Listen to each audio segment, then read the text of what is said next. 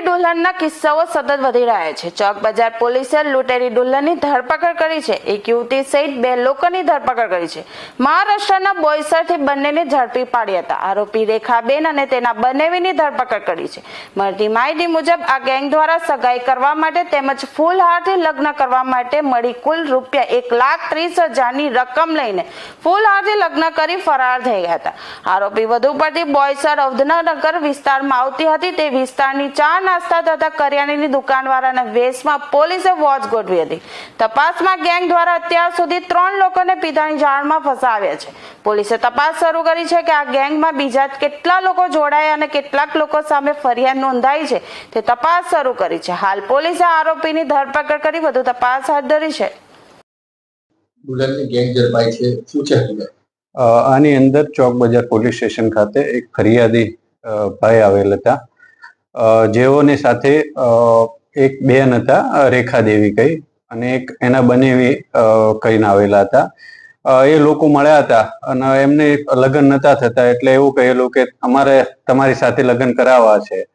એ રીતે નક્કી કરી અને પછી ઘરે આવેલા। નક્કી થયું એ પછી બોઈસર ખાતે ગયેલા। બોઈસર ખાતે ગઈ અને ત્યાં આગળ એમને કંકુ અને નારિયેળ આપેલું અને શાદી એમને જે લગ્ન કરવાનું નક્કી કરેલું એના પછી એ બંને જણ અહીંયા સુરત ખાતે એમના ઘરે આવેલા। એમના ઘરે આવી અને 2 દિવસ રોકાયેલા। 2 દિવસ રોકાયા પછી એમને એવું કીધું કે મારા જે નામ છે નામ કમી કરવાનું છે, તો નામ કમી કરવા માટેનું કહ્યું। એના પછી કે હું જાઉં છું ને પાછળથી આવીશ એમ એવું કહી અને પછી જતા રહેલા। એના બાદ આવેલા નહીં। એટલે વારંવાર જે ફરિયાદી પક્ષ છે એમના તરફથી સંપર્ક કરવાની કોશિશ કરેલી પણ સંપર્ક થયેલો નહીં। એટલે એમને આવી અને અહીંયા પોલીસ સ્ટેશન ખાતે કમ્પ્લેન આપેલી। જે કમ્પ્લેનના આધારે ફરિયાદ રજીસ્ટર કરી આવી અને જે PSI નીનામાં છે એમને તપાસ આપવામાં આવેલી। તપાસ દરમિયાન એમના CDR ને બધું એનાલિસિસ કરવામાં આવ્યું। ટેકનિકલ એનાલિસિસના આધારે એવું નક્કી થયું કે જે આ જે ફરિયાદી છે એમની સાથે જે લગ્ન કરવાની લાલચ આપી અને જે બેન અને એક બીજા ભાઈ જે બંને આવેલા છે તે મહારાષ્ટ્ર બોઈસર ખાતે છે। તો એ બેજ ઉપર એક ટીમ મોકલવામાં આવી મહારાષ્ટ્ર બોઈસર ખાતે। ત્યાં જઈ જે PSI છે ત્યાં જઈને જે જગ્યાએ વધારે પડતી એની જે હિલચાલના લોકેશન હતું ત્યાં જઈને એમને એવું કહેલું કે અમે ત્યાં એમના વતનથી આવેલા છે, ઉત્તર પ્રદેશથી આવેલા છીએ અને સોનુ ગુપ્તાનું કામ છે એમ। એટલે કે સોનુ ને ચાની કેટલી વાળાને બધા ઓળખતા હતા એટલે આવેલા છે ને અમારો ફોન સ્વિચ ઓફ થઈ ગયો છે, તો અમારે એમને જવું છે એમના ઘરે। તો કે અહીંયા બિસ્ટોલ પીવે છે તો બિસ્ટોલ લેવા માટે આવશે।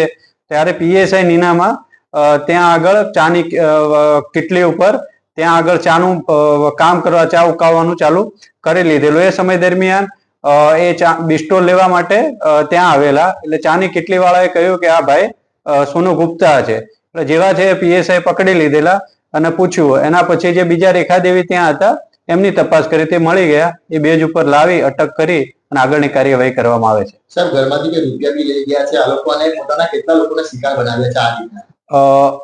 એમની પાસેથી 1,10,000 રૂપિયા લઈ ગયા છે, જે લગ્ન કરવાની લાલચ આપી અને અહીંયા એના માટે 1,10,000 લઈ ગયા છે અને પગમાં પહેરવાના ઝાંઝર એ આમને આપ્યા હતા ફરિયાદી પક્ષે। આના સિવાય હજી સુધી કોઈ બીજી ફરિયાદ આવી નથી કે અમારા ધ્યાન ઉપર હજી આવી નથી। તપાસ આગળની ચાલુ છે। સર, લોકોને શું અપીલ કરશો આ લૂંટેરી દુલ્હન જે રીતે અંજામ આપી રહી છે?